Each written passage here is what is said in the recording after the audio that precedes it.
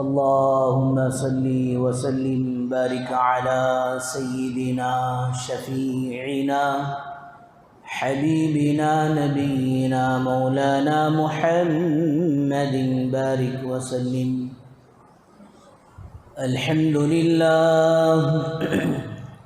الحمد لله نحمده ونستعينه ونستغفره ونؤمن به ونتوكل عليه ونعوذ بالله من شرور أنفسنا ومن سيئات أعمالنا.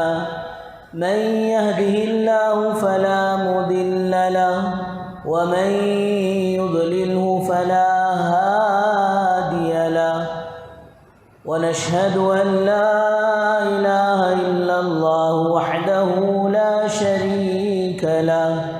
ونشهد أن سيدنا وسندنا مولانا محمدا عبده ورسوله. أما بعد فأعوذ بالله من الشيطان الرجيم. بسم الله الرحمن الرحيم. يا أيها الرسل كلوا من الطيبات واعملوا صالحا إني بما تعملون عليم.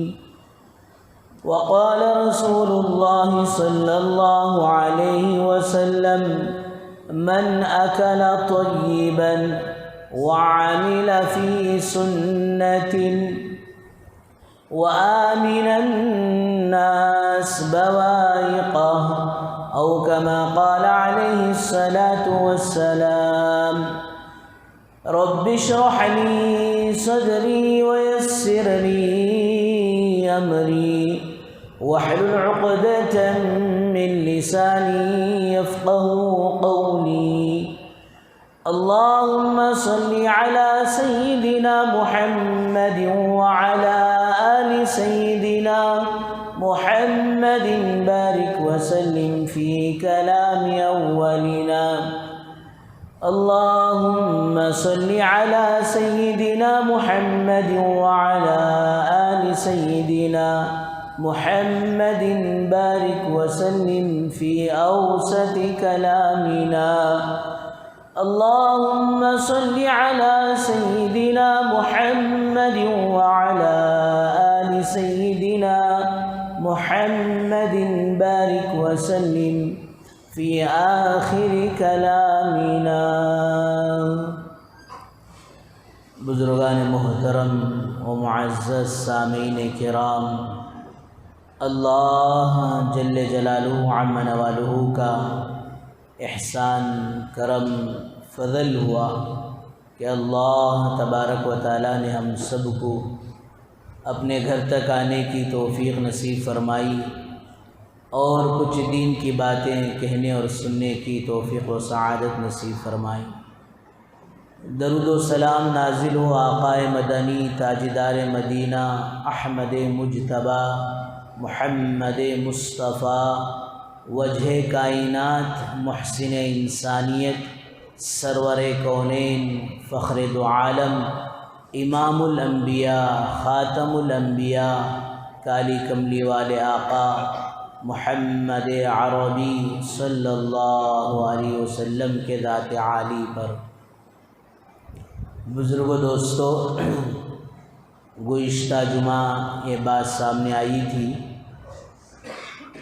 سنن ترمذی کی وہ حدیث جس میں سرکار دو عالم صلی اللہ علیہ وسلم نے ارشاد فرمایا کہ ایک مسلمان 3 عمل کر لے اس کے لیے جنت کا داخلہ طے ہو جاتا ہے، آسان ہو جاتا ہے. اللہ کرے کہ اللہ پاک ہم سب کو ان باتوں پر بھرپور عمل کی توفیق و سعادت نصیب فرمائے. بزرگوں دوستو، شاید میں اس سے پہلے بھی عرض کیا آپ حضرات کے سامنے کہ کسی بھی چیز کو عمل میں لانے کے لیے جن باتوں کو سنا جاتا ہے ان باتوں کا مذاکرہ بھی ہونا چاہیے. یہاں سنیں اور پھر یہیں چھوڑ کر چلے گئے، ایسا نہ ہو، بلکہ یہ باتیں جو کچھ بھی دین کی باتیں ہمارے پاس ہو، ہم نے سنی، ہمیں معلوم، یہ دوسروں تک پہنچانا اور دوسروں کے سامنے اس کا مذاکرہ کرنا، تذکرہ کرنا۔ فرمایا بار بار کے مذاکرے سے وہ چیز ماشاءاللہ عملی طور پر زندگی میں آتی ہے، اور پھر یہ امت کا ایک فریضہ بھی ہے۔ اللہ کے نبی سرکار دو عالم صلی اللہ علیہ وسلم نے حجۃ الوداع کے موقع پر فرمایا تھا، بلغوا عنی ولو آیہ، میرے پاس سے جو بات تمہیں پہنچ چکی ہے وہ تم دوسروں تک پہنچاؤ، ولو آیا، اگرچہ کہ ایک بات تم دین کی جانتے ہو، ایک بات دین کی سمجھتے ہو، یہ دوسروں تک پہنچانا میرے بزرگوں اس امت کا فریضہ بھی ہے۔ بہرحال 3 عمل، پہلی بات فرمایا من اکل طیبا،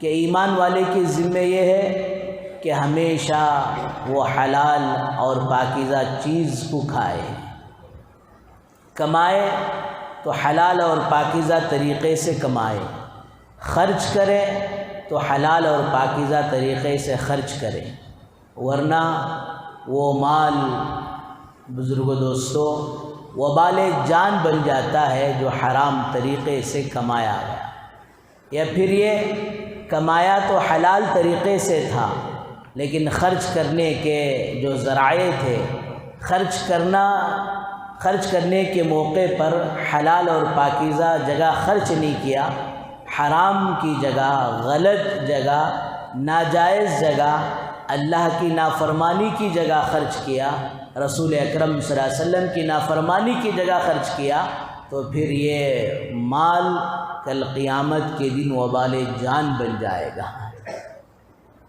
تو حلال اور پاکیزہ چیز کا کھانا، حلال اور پاکیزہ چیز کا کمانا، میرے بزرگوں دوستو یہ فرمایا کہ طلب الحلال فریضۃ بعد الفریضہ، کہ حلال چیز کا کمانا، حلال چیز کا طلب کرنا یہ فرض ہے فریضے کے بعد ہے۔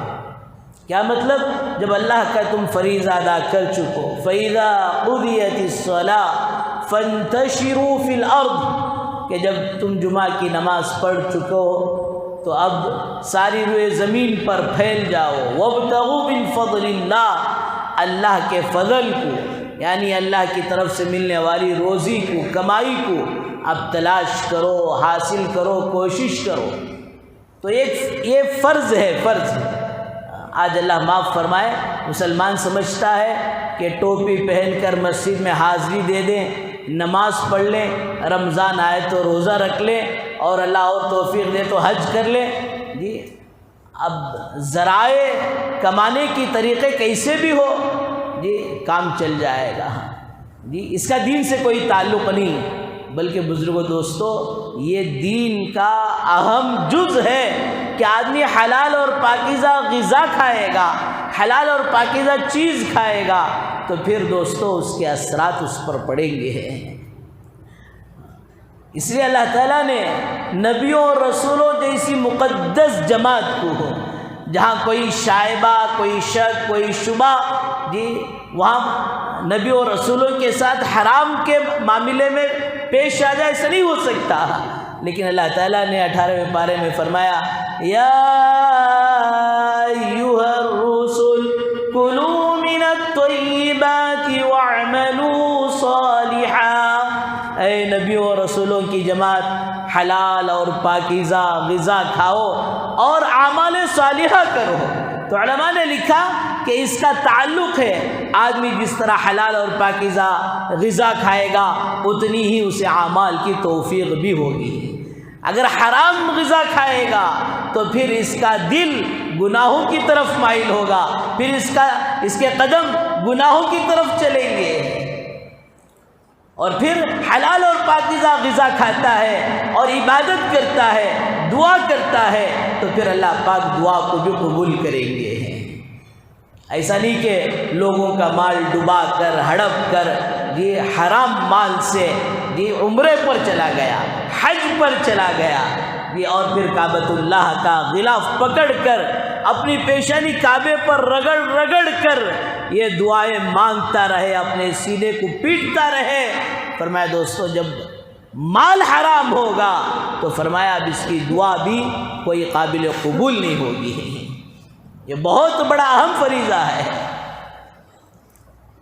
حجاج بن یوسف ایک ظالم بادشاہ گزرا ہے جی، اسے معلوم ہوا کہ اس کے علاقے میں ایک جماعت مستجاب الدعا ہے۔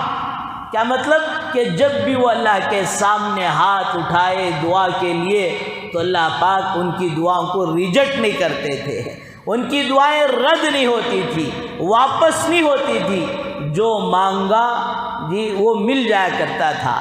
اور پھر کوئی ظالم ہے تو اس کے حق میں ہاتھ اٹھاتے اللہ اس کے ظلم کو ختم کر دیتا۔ جب اسے پتہ چلا تو اس نے دعوت کی اور دعوت کر کر ان لوگوں کو کھلا کر بھیج دیا، اور بھیجنے کے بعد یہ اپنے لوگوں سے کہنے لگا میں ان کی بد دعاؤں سے محفوظ ہو گیا اس لیے کہ میں نے ان کو حرام کھلا کر بھیج دیا۔ تو میرے بزرگوں دوستو بھائیوں، حلال اور پاکیزہ غذا کھانا۔ دیوبند کی سرزمین میں ایک بزرگ تھے منہ شاہ نام، یہ کام تھا کہ صرف گھاس کو کاٹنا اور بیچنا۔ بھینسیں ادھر کے علاقے میں زیادہ ہوتی تھی تو یہ گھاس کاٹتے اور بیچتے، 2 روپے جی، زمین میں سبزہ زیادہ ہے، ہریالی زیادہ ہے، گھاس زیادہ ہے، تب بھی 2 روپے میں بیچتے۔ جب زمین خشک ہو جائے، گرمی کے مہینے چلے اور پھر گھاس پوری طرح سے نہ ملے، گھاس کا ڈیمانڈ ہو، تب بھی ماشاءاللہ وہ 2 ہی روپے میں بیچتے تھے۔ اور پھر ایک مرتبہ یہ سارے اساتذہ کی دیوبند کے ماشاءاللہ دعوت کرتے تھے۔ اب وہ ماشاءاللہ دعوت اب 2 روپے جمع کر ایک بیچارہ کوسا جو بکرا کاٹے گا اور کوسا اللہ معاف فرمائے آج جو ایگزیبیشن چلتا ہے دعوتوں میں جی، کئی رقم کے کھانے، کئی رقم کے گوشاں، اللہ حفاظت فرمائے جی، اور پھر کہیں جو ہے حج کا سیزن آ جائے تو دعوتوں میں کمپٹیشن بھی چلتا ہے، انہوں اتنے ایٹم رکھے تھے میں اتنے ایٹم رکھتا ہوں، انہوں ایسا رکھے تھے میں ویسا رکھتا ہوں۔ اللہ حفاظت فرمائے، یہ کوئی تصور نہیں تھا، معمولی سی دال روٹی کی دعوت، معمولی سی دال روٹی کی دعوت، آتے وہ اکابرین کھاتے اور پھر ماشاءاللہ چلے جاتے۔ پھر 1 سال تک انتظار کرتے حضرت منہ شاہ کی دعوت پھر سے ہو جائے۔ کیوں؟ اس لیے کہ فرمایا وہ دعوت کھانے کے بعد عجیب جو ہے جس اپنے اندر جو ہے ماشاءاللہ ایک اثر محسوس کرتے کہ عمل کی طرف رغبت، تہجد کی طرف رغبت، اللہ کے سامنے رونے اور گڑگڑانے کی رغبت، ذکر و دعا کی رغبت، درود و استغفار کی رغبت، اعمال کا شوق اور جذبہ پیدا ہو جاتا ہے۔ یہی حضرت امام احمد ابن حنبل رحمۃ اللہ علیہ جب امام شافعی رحمۃ اللہ علیہ کے یہاں کھانے کے لیے گئے تو حضرت نے پہلے ہی سے بہت ساری تعریف کر رکھی تھی کہ میرے شاگرد ایسے ہیں، بہت کم کھاتے ہیں، بہت کم سوتے ہیں، یہ سارے چیزیں ان کے پاس رکھی تھی بچوں کے سامنے۔ جب حضرت گئے تو ماشاءاللہ کھانا جتنا ان کے لیے رکھا گیا تھا اور پھر پانی کا لوٹا وضو کے لیے رکھا گیا تھا۔ اب ماشاءاللہ رات گزری، فجر کو حضرت تشریف لے کر گئے نماز کے لیے تو بچیاں آ کر دیکھی کھانا جتنا تھا حضرت پورا کھا گئے ہیں، اور پھر وضو کے لیے جو پانی رکھا گیا تھا وہ پانی بھی ویسے ہی پڑا ہے، یوز نہیں ہوا ہے۔ تو اپنے ابا سے شکایت کی، آپ تو اپنے شاگرد کے بارے میں بڑے تعریف کرتے تھے، تعریف کے پل باندھ رہے تھے، لیکن عجیب معاملہ ہے کہ نہ تو تمہارے شاگرد نے کچھ کھانا بچایا اور پھر وضو کے لیے جو پانی رکھے ہیں اسے وضو بھی نہیں فرمایا اور ایسے ہی مسجد چلے گئے۔ جب حضرت نے اپنے شاگرد سے پوچھ لیا بیٹا کیا معاملہ ہے، کہا حضرت میں نے آپ کا جو کھانا کھایا اتنا پاکیزہ تھا، اتنا لذت تھی۔ یہ لوگ آج بھی پریشان ہوتے ہیں جب ماشاءاللہ کبھی دینی مراکز میں دینی اجتماع میں کھانا کھاتے ہیں، بھئی پتہ نہیں کیا بات ہے، عجیب مزہ ہے، عجیب لذت ہے، فرمایا وہ جی نفوس کی وجہ سے، جی فلوس کی وجہ سے، جی پیسوں کی وجہ سے نہیں، بلکہ خلوص کی وجہ سے اللہ اس میں برکت ڈال دیتے ہیں، اخلاص ہوتا ہے، ذکر و دعا کے ساتھ وہ بنایا جاتا ہے۔ فرمایا دوستو اس کی وجہ سے وہ برکت آتی ہے۔ تو حضرت کہتے ہیں کہ میں نے جو کھانا کھایا اتنا حلال اور پاکیزہ تھا کہ کھانا اور پورا میں کھا گیا، اور پھر ماشاءاللہ اس کے بدلے میں نے قرآن سے 1000 مسائل ساری رات نکالتا رہا۔ وہ کھانے کی برکت تھی کہ نیند گئی ہی، لیکن ساتھ ساتھ ایسے عمل کا شوق ہوا کہ ساری رات میں مسائل جو استنباط کرتا رہا، اور پھر مجھے جی وضو کی ضرورت نہیں پڑی، اسی عشاء کے وضو سے میں جا کر فجر بھی پڑھ لیا۔ اس لیے میرے بزرگوں دوستو، حلال طریقے سے کمانا یہ عبادت ہے۔ روایتوں میں آتا ہے من طلب الدنیا حلالا، جس نے دنیا کو حلال اور پاکیزہ طریقے سے کمایا، جس کے اندر کتنی باتیں تھیں؟ 3 باتیں تھیں۔ پہلی بات تو یہ ہے کہ کما رہا ہوں اس لیے کہ میں اس سے اپنی بیوی بچوں کے جو حقوق مجھ پر ہیں اس حقوق کو میں پورا کروں۔ دوسری چیز کہ غریبوں اور پھر غریب رشتہ دار جو ہوتے ہیں ان کی میں اس مال سے مدد کروں۔ اور تیسری چیز یہ ہے کہ میں کسی کے سامنے سوال نہ کروں، ہاتھ نہ پھیلاؤں۔ اس لیے حدیث میں آتا ہے کہ اوپر والا ہاتھ یہ بہتر ہے نیچے والے ہاتھ سے، دینے والا ہاتھ بہتر ہے لینے والے ہاتھ سے۔ اگر یہ 3 نیتوں سے، کہ ایک اپنے بیوی بچوں کا جو حق ہے، غریب اور رشتہ داروں کا حق ادا کرنے کے لیے، یہ ان نیتوں سے، اور میرا ہاتھ کسی کے سامنے سوال کے لیے نہ بڑھے، کسی سے میں کچھ نہ مانگوں، فرمایا دوستو ان 3 نیتوں کو رکھ کر جو آدمی حلال اور پاکیزہ طریقے سے کماتا ہے، روایتوں میں آتا ہے لقی اللہ یوم القیامہ، قیامت کے دن وہ اللہ سے اس حالت میں ملے گا، وجہہ مثل لیلۃ البدر القمر، کہ اس کا چہرہ چودی رات کی چاند کی طرح چمک رہا ہوگا۔ حضرت سعد ابن معاذ رضی اللہ عنہ حضور اکرم صلی اللہ علیہ وسلم کے مجلس میں ہیں، اور آپ کے ہاتھوں پر حضور اکرم صلی اللہ علیہ وسلم کی نگاہ پڑی اور پوچھا سعد یہ کیا بات ہے کہ تمہارے ہاتھ اتنے، ہاتھوں میں گٹے اور ہاتھ تمہارے اتنے کڑک اور مضبوط ہو گئے ہیں؟ کہا یا رسول اللہ مزدوری کرنی پڑتی ہے جس کی وجہ سے ہاتھ اتنے سخت ہو چکے ہیں۔ آپ نے ان کی کلائی اس طرح پکڑی، سارے مجمع کو آپ نے بتایا اور ان کے ہاتھ کا بوسہ لیا اور فرمایا کہ جو کوئی اس طرح حلال اور پاکیزہ طریقے سے کماتے کماتے اپنے ہاتھوں میں گٹے لا لے، اللہ ان ہاتھوں پر جہنم کی آگ کو حرام کر دیں گے۔ تو میرے بزرگوں دوستو بھائیوں، یہ بہت ہی اہم فریضہ ہے کہ آدمی حلال کھائے، اور اس کے لیے ضروری ہے کہ حلال طریقے سے مال کمائے۔ پہلی چیز اللہ کے نبی صلی اللہ علیہ وسلم نے ارشاد فرمایا من اکل طیبا، کہ جو یہ حلال اور پاکیزہ غذا کھائے ہیں۔ اس لیے فرمایا کہ کمانا حلال طریقے سے ہو اور خرچ کرنا یہ بھی حلال طریقے سے ہو۔ یہ سارے کا سارا جب آدمی نیت کرتا ہے تو دوستو فرمایا کہ جو وہ اللہ کے لیے ہو جاتا ہے۔ حدیث میں آتا ہے من اعطى للہ، جو کوئی کسی کو دے اللہ کے لیے دے۔ علماء نے اس حدیث کی روشنی میں اور تشریح و تفسیر میں لکھا کہ آدمی کہیں خریدتے ہوئے اپنی ضروریات کو نیت یہ کر لے کہ اس دکاندار کی میں گویا مدد کر رہا ہوں، تو فرمایا گویا یہ بھی اللہ کو دینے میں شمار ہو جائے گا۔ من اعطى للہ ومنع للہ، اور جہاں کہیں جی دینے سے رکے تو اللہ کے لیے رکے ہیں۔ بعض لوگ اللہ معاف فرمائے سوال کرتے ہیں، سائل ہو کر مانگتے ہیں، اور مانگ کر جی جا کر اس میں باٹل مار دیتے ہیں، یا اور پھر اللہ حفاظت فرمائے کہیں جوا کھیل دیتے ہیں۔ ہمارے ایک پولیس والے چچیرے نانا ہیں، ان کی عادت بڑی اچھی ہے کہ جب بھی کوئی سائل منگنے آتا ہے تو کہیں اسے ہوٹل میں جو ہے آرڈر دے کر کھانا کھلا دیتے ہیں تاکہ ان کا پیسہ غلط استعمال نہ ہو۔ فرمایا ایسی جگہ سے دینے سے رکے۔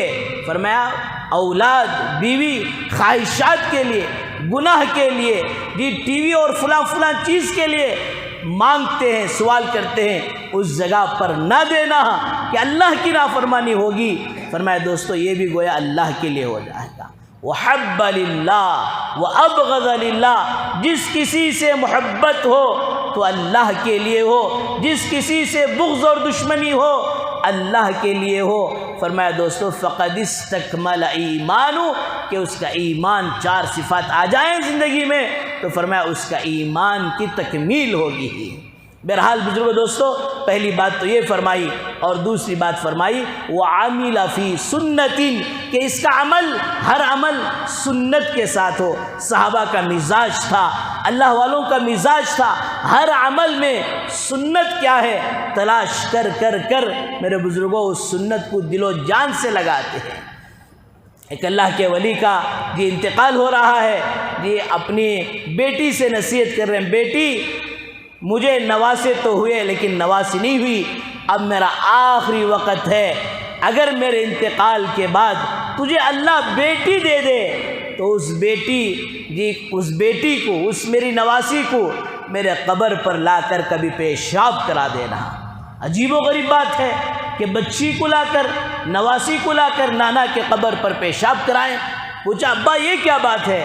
کہا بیٹی ایک دن اللہ کے نبی صلی اللہ علیہ وسلم کی نواسی آپ اسے کھلا رہے تھے، اور کھلاتے کھلاتے وہ بچی آپ پر پیشاب کر دی۔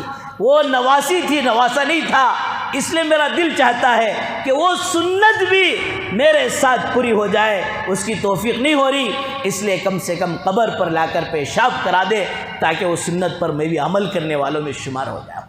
اس لیے بزرگو دوستو، جس کی زندگی میں سنتوں کا اہتمام ہوگا اللہ تعالیٰ 4 انعامات سے اسے نوازیں گے۔ المحبت فی قلوب البررہ، کہ اللہ تعالیٰ یہ نیک لوگوں کے دل میں اس کی محبت کو ڈالیں گے۔ والہیبت فی قلوب الفجرہ، کہ فرمایا گنہگار کے دل میں اس کی ہیبت اور رعب ڈالیں گے۔ حضرت مالک بن دینار رحمۃ اللہ علیہ کا واقعہ مشہور ہے، آئے راستے میں کہ بادشاہ کی پٹی باندھی، جی پورے جو ہے ماشاءاللہ چھمک چھلو بن کر جی جا رہی ہے۔ حضرت نے اسے جو ہے کہا او باندھی، او پٹی، کیا تیرا آقا، تیرا بادشاہ تجھے بیچے گا؟ تو اسے ذرا مذاق ہوا، رہے وہ دیوانے آدمی، اگر میرا آقا بادشاہ مجھے بیچ بھی دے کیا تیری حیثیت ہے کہ تو مجھے خریدے؟ تو حضرت مالک بن دینار رحمۃ اللہ علیہ کہتے ہیں ارے تو کیا، تجھ سے بھی اچھی لڑکی کو جی میں خرید سکتا ہوں۔ یہ اشارہ تھا جنت کی حور کی طرف۔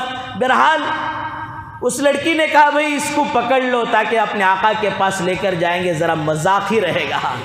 اب لے کر گئے تو کہنے کا یہ پورا واقعہ تو کہنا مقصود نہیں ہے، تو حضرت شیخ زکریا صاحب نور اللہ مرقدہ لکھتے ہیں جیسے ہی حضرت مالک بن دینار رحمۃ اللہ علیہ دربار میں پہنچے، بادشاہ کو حضرت کا دیدار ہوتے ہی ایک ہیبت سی چھا جاتی ہے۔ جی کیوں؟ اس لیے کہ فرمایا زندگی سر سے لے کر، سر کے بال سے لے کر پیر کے ناخن تک میرے بزرگوں سنتوں سے معطر تھی۔ والہیبت فی قلوب الفجرہ، بروں کے دلوں میں، فاسق و فاجر لوگوں کے دلوں میں فرمایا اس کی ہیبت پڑے گی۔ اور پھر تیسری چیز فرمایا کہ والثقۃ فی الدین، سنتوں پر اہتمام کرنے کی برکت سے اللہ تعالیٰ دین پر ثابت قدمی نصیب کریں گے۔ اور فرمایا چوتھا انعام یہ ہے کہ اللہ تعالیٰ اس کا خاتمہ حسن خاتمہ کریں گے، اور فرمایا دوستو موت پر کلمہ نصیب ہوگا۔ اللہ کو بڑا وہ اپنا بندہ محبوب ہوتا ہے جو حضور اکرم صلی اللہ علیہ وسلم کی مشابہت اختیار کرتے ہیں۔ حضرت مولانا طارق جمیل صاحب دامت برکاتہم فرماتے ہیں کہ ایک سفر میں تھا، ایک بچہ آیا، جی باپ بچے کو لے کر آیا، حضرت میرا بیٹا ہارٹ پیشنٹ ہے، اس کے لیے آپ دعا کر دیں۔ جیسے ہی حضرت کی نظر اس بچے پر پڑی تو بالکل حضرت کے بیٹے جیسا وہ بچہ لگ رہا تھا، ہو بہو شباہت، پتہ نہیں کیا وہ دیکھ کر جو حضرت کی دل میں محبت آئی۔ حضرت کے ایک بھائی جو ہے ہارٹ اسپیشلسٹ کے ڈاکٹر ہیں، ان کو جو حضرت نے فون لگایا، دیکھو فلاں بچہ آ رہا ہے، 1 روپیہ نہیں لینا، اور 1 روپیہ لیے بغیر اس بچے کا ہارٹ کا آپریشن کر بھیج دو۔ بھائی بولے حضرت ٹھیک ہے۔ تو حضرت کہتے ہیں کہ صورت ملتی تھی جس کی وجہ سے میرے دل میں اس بچے کی محبت بھر آئی، اور بغیر کسی روپے کے، حالانکہ اس سے پہلے نہ تو اس آدمی کو دیکھا تھا نہ تو اس بچے کو دیکھا تھا۔ فرمایا ایک انسان کو اپنے بچے جیسی شکل دیکھ کر اتنی محبت آ جائے، خدا کی قسم جب بندہ حضور کی سنتوں کو لے کر جائے گا، حضور کی مشابہت کو لے کر جائے گا، تو میرے بزرگوں دوستو اللہ کو بھی پیار آ جائے گا۔ حضرت موسیٰ علیہ السلام کے خلاف ایک بڑی تعداد فرعون کے جادوگروں کی آئی تھی، جو کفر پر تھے، شرک پر تھے، عداوت پر تھے، لیکن دوستو وہاں اللہ تعالیٰ نے انہیں ہدایت دے دیا۔ اور کیسے ہدایت دے دیا کہ فَقْضِ مَا أَنْتَ قَاضٍ۔ فرعون کہہ رہا ہے ابھی میں اجازت نہیں دیا تم ایمان لے کر آئے، پتا ہے لَأُقَطِّعَنَّ أَيْدِيَكُمْ وَأَرْجُلَكُمْ مِنْ خِلَافٍ، کہ تمہارے ہاتھ اور پیر کو میں اپوزٹ طریقے سے، سیدھا ہاتھ کاٹوں تو پھر بایاں پیر کاٹ دوں، اتنی سخت میں سزا دوں گا اگر ایمان لے کر آئے۔ اور کیسے ایمان لے کر آئے، کیسے دل میں ایمان اتر گیا۔ فَقْضِ مَا أَنْتَ قَاضٍ، فرعون تیرا دل جو چاہے کر لے، ہم ایمان سے ہٹنے والے نہیں۔ حضرت موسیٰ پوچھتے ہیں یا اللہ یہ تو میری دشمنی میں آئے تھے، یہ تو جادوگر بن کر آئے تھے، لیکن آپ نے ان کو کس عمل پر ہدایت دے دی؟ اللہ کہتے ہیں موسیٰ انہوں نے تیری طرح یونیفارم پہن لیا تھا، انہوں نے تیری طرح لباس پہن لیا تھا، جس کی وجہ سے ہم نے انہیں ایمان کی دولت سے مالا مال کر دیا۔ وَعَمِلَ فِي سُنَّةٍ، کہ میرے بزرگوں دوستو ہر عمل میں حضور اکرم صلی اللہ علیہ وسلم کی سنت کیا ہے، فرمایا تلاش کر ماشاءاللہ عمل کرنا، اور جو عمل سنت کے ساتھ ہو جائے گا میرے بزرگوں دوستو دنیا کا ہر وہ عمل دین بنتا چلا جائے گا۔ آدمی کھانا کھا رہا ہے سنت کے مطابق کھائے، سو رہا ہے سنت کے مطابق سوئے، یہاں تک کہ استنجا بیت الخلا کے لیے جائے، سر ڈھام کر جائے، بایاں پیر رکھ کر جائے، دعا پڑھتے ہوئے جائے، فرمایا سنتوں کا اہتمام کرے گا تو علماء نے لکھا عجیب و غریب بات، یہ گندگی دور کرنے کے لیے گیا ہے، یہ گندگی بھی بندگی بن جائے گی۔ اللہ اکبر کبیرہ۔ تو بہرحال بزرگوں دوستو وَعَمِلَ فِي سُنَّةٍ، دوسرا عمل فرمایا کہ مومن کا ہر عمل ماشاءاللہ وہ سنت کے ساتھ ہو۔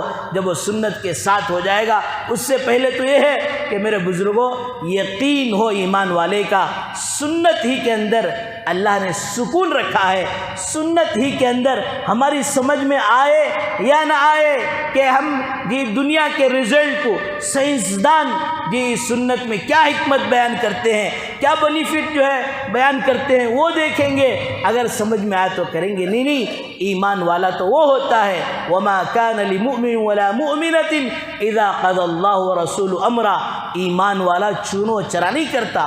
آمنا صدقنا، امام احمد بن حنبل رحمۃ اللہ علیہ نے حدیث سنائی کہ آنکھ میں اگر تکلیف ہے تو اس کے لیے وہ جو چھتری نکلتی ہے، کیا کہتے ہیں اسے، بارش کے دنوں میں چھوٹے چھوٹے چھتریاں نکلتی، اسے اس کا رس جو ہے آنکھ میں ڈالے تو تکلیف دور ہو جائے گی۔ امام احمد بن حنبل رحمۃ اللہ علیہ کے بیٹے نے حدیث جب پڑھی تو جا کر جو ہے وہ چھتری کو لی اور پھر جو ہے اسے اس کا رس نکالا اور آنکھ میں ڈالا، تو پھر جو ہے آنکھ میں تکلیف اور بڑھ گئی، ریاکشن ہو گیا، کم ہونے کے بجائے زیادہ ہو گیا۔ دوڑتے ہوئے آئے اور ابا سے اپنے حال بیان کیا، ابا میرے ساتھ یہ معاملہ ہوا۔ کیوں ڈالا؟ کہا میں چیک کرنے کے لیے، ٹیسٹ کرنے کے لیے آنکھ کے اندر اس چھتری کا رس جو ہے ڈالا تھا۔ حضرت امام احمد بن حنبل رحمۃ اللہ علیہ کہتے ہیں بیٹا جا جلدی سے 2 رکعت صلاۃ التوبہ پڑھ اور استغفار کر کہ تو نے میرے نبی کے حدیث میں شک کیا، ٹیسٹ کرنے کے لیے عمل کیا، کہیں تیری اللہ نے آنکھ تو ضائع نہیں کر دی، اللہ نے بچا لیا۔ جا توبہ اور استغفار کر، اور میرے نبی کے فرمان کو کبھی بھی ٹیسٹ کرنے کی نیت سے، چیک کرنے کی نیت سے نہیں کرنا، بلکہ اسے سنت سمجھ کر پورے یقین کے ساتھ کرنا، تب جا کر فائدہ ہوگا۔ میرے بزرگوں دوستو وَعَمِلَ فِي سُنَّتِ، اور تیسری بات فرمایا وَأَمِنَ النَّاسِ بَوَائِقَهُ، یہ تیسری چیز کہ اپنے شر سے اور اپنی طرف سے کسی مسلمان کو، کسی غیر کو کسی طرح کی کوئی تکلیف نہ پہنچے۔ آدمی کب تکلیف سے دوسروں کو بچائے گا؟ جب فرمایا اپنے آپ کو چھوٹا سمجھے گا یا اپنے آپ کو بڑا سمجھے گا تو پھر سامنے والے کو تکلیف دیتے ہوئے اسے محسوس نہیں ہوگا کہ میں تکلیف دے رہا ہوں۔ اس لیے فرمایا کہ چھوٹا بن کر چلو، من تواضع للہ فقد رفعہ اللہ، جو اللہ کے لیے چھوٹا بنتا ہے اللہ اسے بڑا بناتے ہیں۔ ایک اللہ کے ولی یہ راستے میں ہے کہ ایک پگڈگڑی آ گیا، کیا مطلب ادھر بھی چیکڑ ہے ادھر بھی چیکڑ ہے، بیچ میں چھوٹا راستہ، پار ہو رہے ہیں، سامنے سے کتا آ گیا، یہ رک گئے، اس لیے رکے اگر میں نیچے اترا تو میرے پیر غلیظ ہوں گے، میرے کپڑے گندے ہوں گے، مجھے نماز کا بھی مسئلہ ہے، اور کتا تو ویسے ہی ناپاک ہے، یہ اگر اتر جائے تو اس لیے کوئی مسئلہ نہیں۔ رکے رہے، انہیں بھی ویسا چھڑکو ہے، حضرت بھی ویسا چھڑکو ہی، دیکھے اترنے کے لیے تیار نہیں، خود دوستو نیچے اتر گئے اور اس کتے کو راستہ دے دیا۔ جی اللہ نے دل پر الہام کیا اور یہ بات ڈالی، اچھا کیا تھوڑی دیر کے لیے تو نے نیچے اتر کر اپنے کپڑے اور پھر اپنے پیر کو گندے تو کر لیے، اگر تو وہی کھڑا رہتا اور اپنے آپ کو افضل سمجھتا، بڑا سمجھتا، اور جس کی وجہ سے تیرے دل میں اگر تکبر اور گھمنڈ اور بڑائی آ جاتی تو 7 سمندر کا پانی ڈال کر بھی اس دل کی بڑائی، غرور و تکبر کو دور نہیں کر سکتا تھا۔ تو بزرگوں دوستو، آدمی کب دوسروں کو نفع پہنچائے گا، تکلیف دینے سے کب بچے گا؟ جب آدمی اپنے آپ کو چھوٹا سمجھے گا۔ بہرحال میرے بزرگوں دوستو بھائیوں، 3 عمل اللہ کے نبی سرکار دو عالم صلی اللہ علیہ وسلم نے بڑے آسان بتائے ہیں۔ حلال اور پاکیزہ چیز کھاؤ اور ہر عمل میں سنتوں کا اہتمام کرو اور اپنی ذات سے کسی کو تکلیف نہ پہنچاؤ۔ فرمایا دخل فی الجنہ، یہ اعمال کے کرنے والا جنت میں داخل ہو جائے گا۔ اللہ تبارک و تعالیٰ سے دعا فرمائے اللہ تعالیٰ ہم سب کو ان باتوں پر بھرپور عمل کرنے کی اور دوسروں تک اسے پہنچانے کی توفیق و سعادت نصیب فرمائے۔ وآخر دعوانا الحمد للہ رب العالمین۔ جو حضرات سنت نے پڑھ لیں